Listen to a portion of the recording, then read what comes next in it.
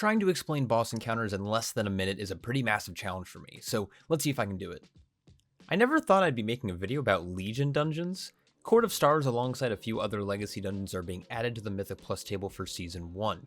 These boss guides along with other guides will be located in my Discord as well as some other useful tools, so feel free to join there. Also feel free to use the timeline below to jump to whichever boss you are interested in seeing. And lastly, be sure to hit that like button if you end up enjoying this video. Let's dive in.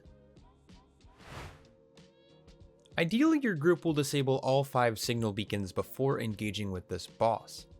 Once that is done, you have removed any and all danger from this fight. Though before you pull, be sure that any rogue or alchemist in your group interacts with the Flask of Solemn Night on the fountain. By doing so, Gerdo will drink this potion towards the end of the fight, and he will die immediately if he was poisoned, which can be a pretty big time save. Anyways, once you engage with this boss, be sure to dodge the hourglass-shaped frontal. The only other mechanic is Arcane Lockdown. This can be removed in a variety of ways. First, by jumping. Healers can also dispel or mass dispel this buff if they would like to. Also, certain movement clears like Blessing of Freedom, Tiger's Lust, Druid Shapeshift, Hunter's Post Haste, and a variety of other different abilities can actually remove this as well. If you didn't poison the flask, Gerdo will eventually drink from it, granting him increased haste for the remainder of the fight. After Gerdo falls, head up the stairs and prepare yourself for the long run. Talixae is a pretty easy fight if done correctly. First, you're going to want to make sure you kick the Wither Soul cast. You should only need 2 melee kicks to watch this cast. Besides that, just stay stacked up. Talixae will spawn imps throughout the encounter that will need to be cleaved down as fast as possible, so the tighter your group is stacked, the easier the ads will be able to control. As fire spawns, move around the boss area as a group to keep things nice and clean, and this boss should fall over in no time.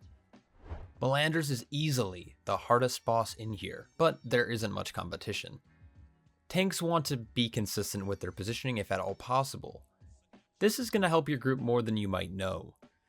Range players should try to bait the Blade Surge cast into the same spot if possible. Blade Surge will spawn an after image of Melandrus, causing additional damage throughout the fight.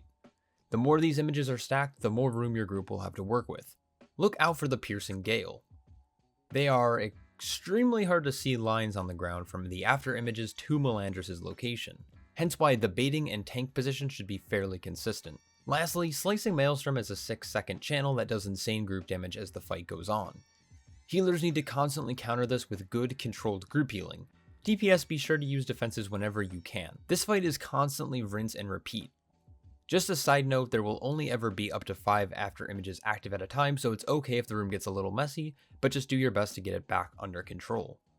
I've really been liking these shorter videos, and I hope that you guys find them useful. Keep an eye out for my full-length dungeon walkthroughs in the near future by hitting that subscribe button. As always, huge shout out to my lovely Patreons who allow me to make guides like these.